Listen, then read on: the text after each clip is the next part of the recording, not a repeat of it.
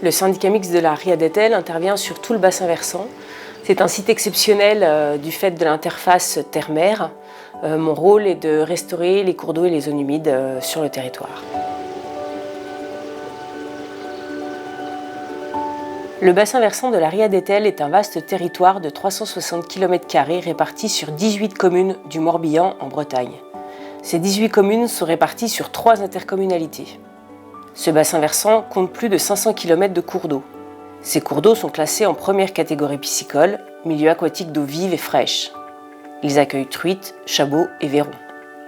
6500 hectares de zones humides ont été inventoriés, ce qui fait de ce petit territoire un territoire très dense en termes de cours d'eau et de zones humides.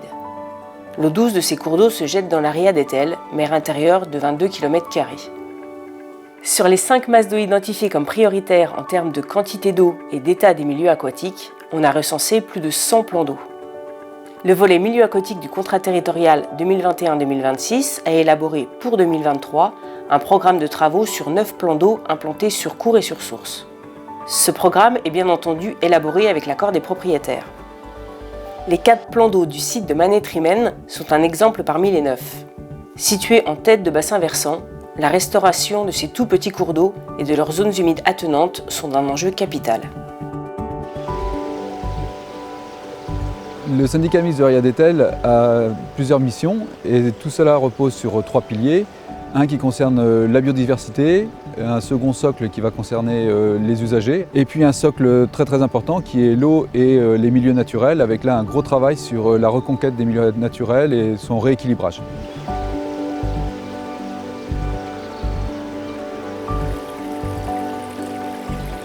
À l'état naturel, un ruisseau se dessine à l'aval d'une source.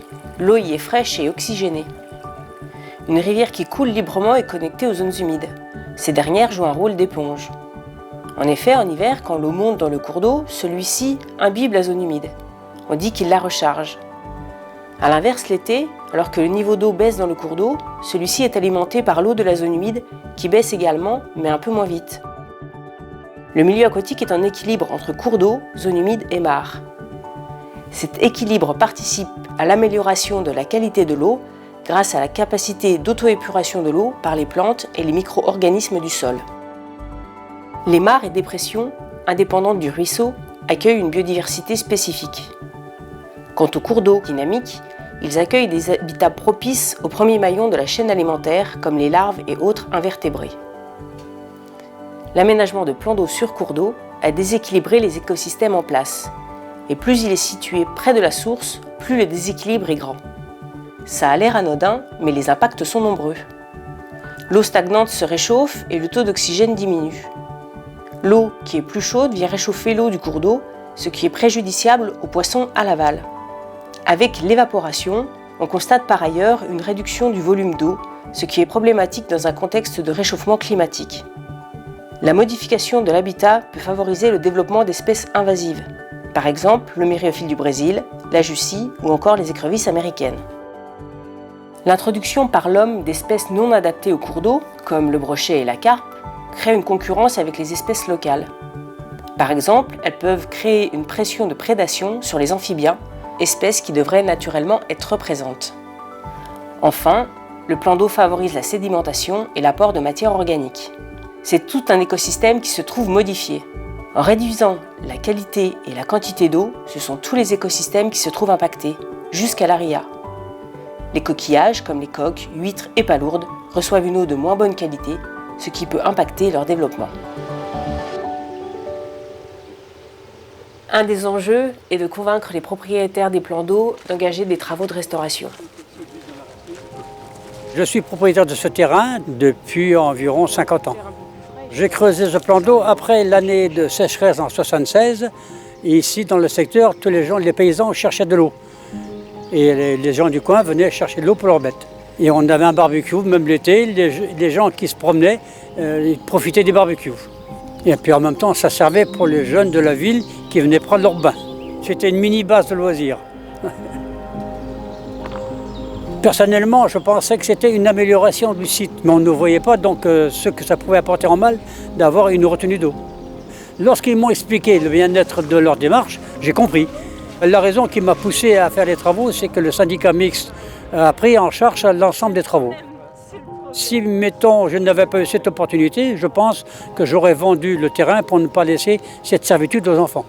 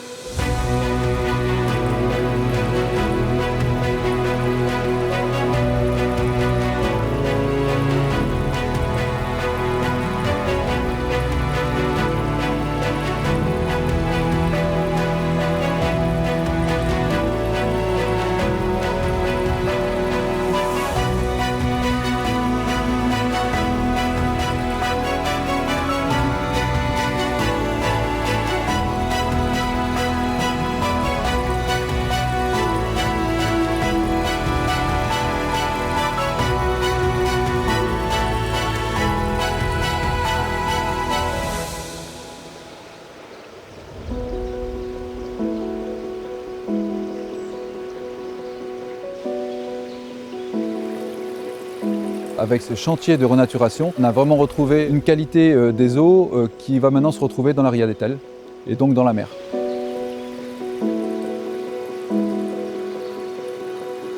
Cette première action d'envergure est une vraie réussite et nous encourage à poursuivre ce type de projet. Ça me fera un retour à 50 ans en arrière. Je suis fier pour faire ça pour le tracteur, oui. Et bon, je suis content d'avoir laissé quelque chose de propre aux enfants.